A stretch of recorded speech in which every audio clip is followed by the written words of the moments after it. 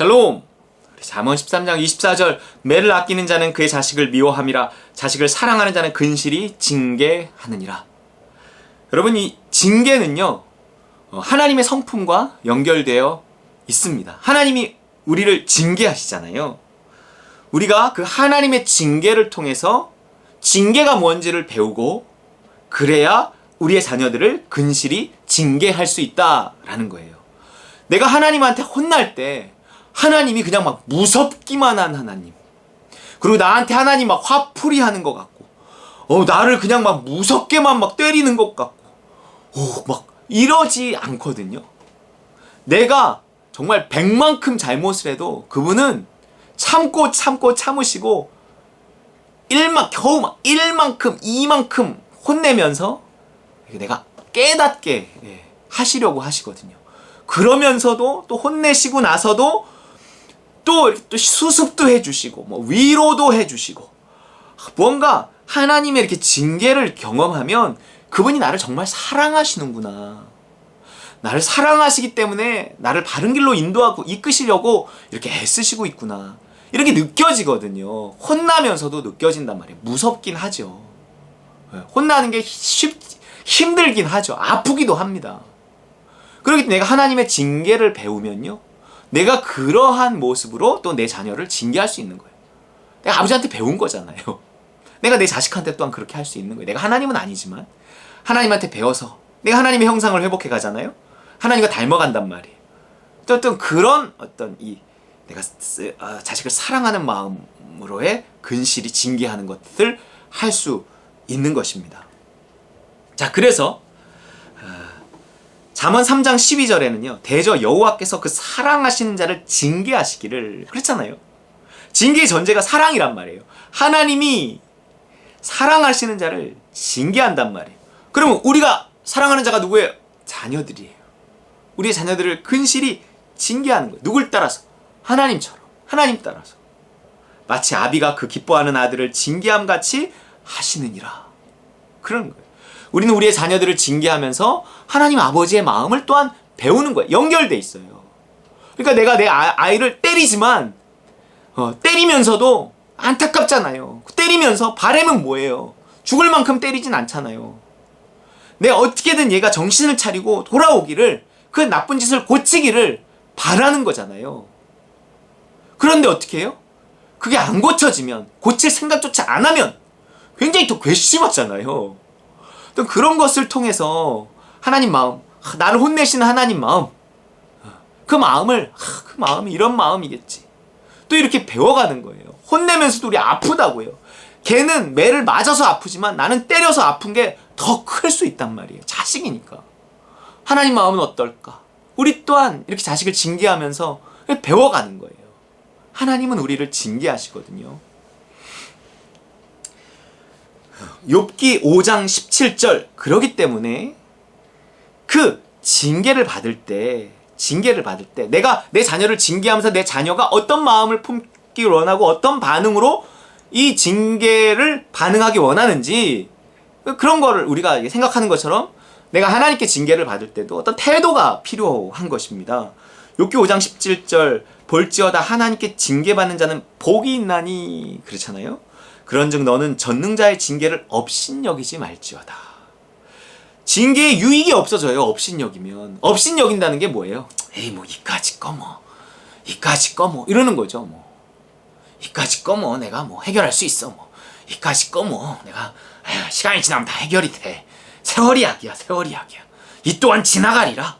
막 이러면서 어떤 그 안에서 하나님의 음성을 듣고 도대체 나의 무엇에 대한 하나님의 징계하심인가, 이런 것을 생각지 못한 채로 그냥 인간적으로 그걸 참고 인간적으로 그것을 그냥 견뎌내고 인간적으로 해결하고 이렇게 해버리는 거, 그게 전능자의 징계를 업신여기는 것입니다. 이거는요 징계받는 자에게 임하는 복이 없는 거예요. 복이 뭐예요? 징계를 통해서 복의 근원 되신 하나님께 가까이 다가가는 거죠. 우리는 하나님께 칭찬받아서만 하나님께 가까이 가는 게 아니에요. 하나님께 혼나면서도 혼났기 때문에 그분의 혼나는 속에서 그분의 사랑을 느끼고 그분의 그 마음을 헤아리고 그분께 더 가까이 갈 수 있는 것이거든요. 그 혼나는 이유를 내가 자꾸 생각하고 알고 그것을 회개하고 내 힘으로 안 된다는 것을 알고 하나님께 의지하고 하나님 내가 이거 고쳐갈 수 있게 도와주세요. 하나님 내가 정말 바꿔갈 수 있게 하나님 도와주세요. 하나님 순종할 수 있게 해주세요. 하나님 죄송합니다. 회개합니다. 용서하여 주시고 이러는 거예요. 그런 어떤 회개의 태도 내가 그러지 않나요? 내가 우리 자식들을 때릴 때 내 자식이 빨리 이건 그냥 지나가면 돼. 그냥 참으면 돼. 에이씨 오늘 재수없게 걸려갖고 에이씨 뭐 이러기만을 바라나요? 그렇지 않잖아요. 아이씨 내 다음에 걸리지 말아야지. 괜히 걸려갖고 막 속으로 이런 생각만 한다고 해보세요. 이게 걸려갖고 그런 거예요? 아니잖아요. 그 때리는데 이유가 에이 새끼야 걸리지를 말지 새끼야 뭐 이렇게 하면서 우리가 때리진 않잖아요. 예. 뭔가 그거를 바꾸기를 원하잖아요. 때릴 땐 때리는 이유가 있단 말이에요. 목적이 있단 말이에요. 그 가슴 아프게 내가 내 자식을 때릴 때 그 때리는 것이 어떤 효과가 있기를 나는 바란단 말이에요. 그 효과가 뭐예요? 내 자식이 회개하는 거죠. 후회하는 거죠. 그리고 그걸 바꾸려고 애쓰는 거죠. 그리고 더더군다나 그 때릴 수밖에 없는 아버지의 마음을 이해해 주는 것. 더 고마워하는 것까지. 그게 다 우리도 마음 아니겠어요? 하나님 마찬가지예요. 하나님의 징계를요, 이렇게 없인 여기면 안 되고, 그 징계가 그 무효화되게끔 만들어서는, 효과가 없어지게끔 만들어서는 안 된다는 거예요. 그 징계받는 자는 복이 있나니 그거를 복으로 연결시켜야 하는 것입니다. 내가 잘못한 것이 무엇인가? 하나님의 뜻은 무엇인가? 하나님의 마음은 무엇인가? 시편 119편 71절에도요. 시편 기자가 이렇게 말한다고요. 고난당한 것이 내게 유익이라. 이로 말미암아 내가 주의 율례들을 배우게 되었나이다. 솔직히 내가 하나님의 뜻을 안다고 하면서도 아리까리한 게 많거든요. 그러면 내가 어떤 순간에 이렇게 혼나면서 생각하는 거죠. 내가 뭘 잘못했을까? 뭐가 잘못됐을까? 내가 분명히 어떤 잘못된 죄책감을 가지고 가다가 혼나는 거는요. 그게 금방 생각이 납니다. 고쳐야지. 역시 잘못된 거였어. 근데 그게 아닌 거면 생각을 해야 돼요. 뭐가 잘못했을까? 하나님 제가 뭘 잘못했을까요? 하나님 깨닫게 해주세요. 하나님 용서해 주세요. 기도하게 된단 말이에요. 그러면서 떠오르는 게 있죠. 그게 하나님 마음에 안 들었나 보다. 나는 그게 별 생각 없이 한 일인데 그게 잘못된 일인가 보다. 이렇게 우리가 또 말씀을 통해서 그게 잘못된 일이었구나 이렇게 깨달을 수도 있지만 우리가요 이렇게 어떤 사건을 통해서 하나님께 혼나는 사건들이 있거든요. 다양해요.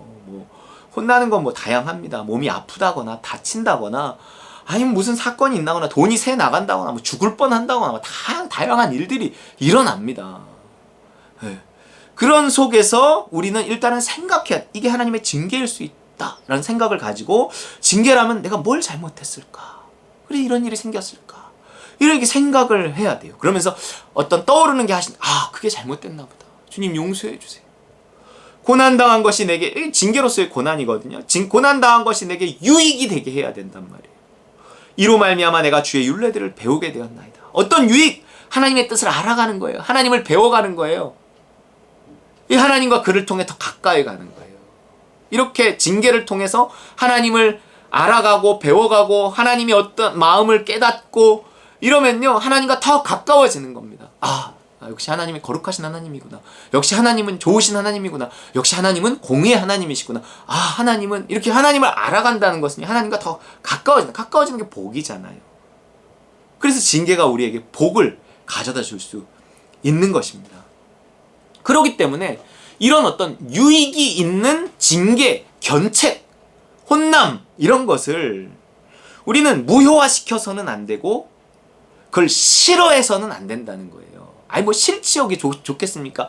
하지만 그냥 혼나는 게 아니잖아요. 혼나는 건 힘들고 싫지만 그러다 혼난 이후에 유익이 있기 때문에 이것을 근본적으로 막 싫어해서는 안 된다는 거예요.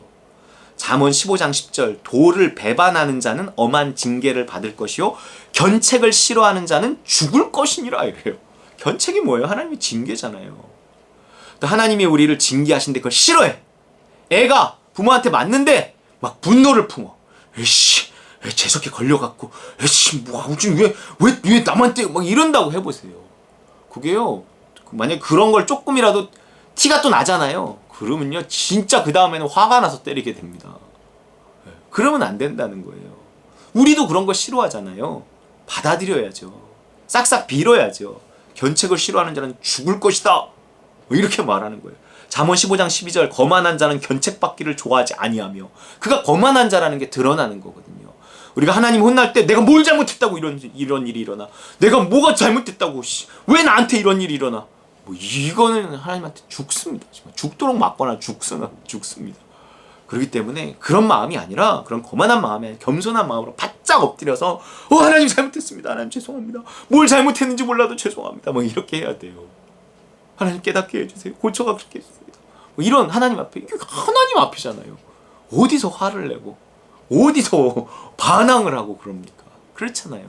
하나님 앞인데, 하나님이 살아계신데. 이건 하나님이 살아계심을 못 믿는 사람의 모습이죠. 믿는다고 하면서도 제대로 못 믿는 거죠. 그러나 우리의 모습 속에 항상 그런 게 있습니다. 그렇기 때문에 늘 이런 말씀 속에 깨어서 내가 어떻게 혼날 때, 내가 내 자식을 혼낼 때 어떤 하나님의 마음, 이런 것들을 생각하며 충실하게 그 징계를 받아들이고 하나님께 오히려 감사하는 저 여러분 되시길 주의 이름으로 축원합니다.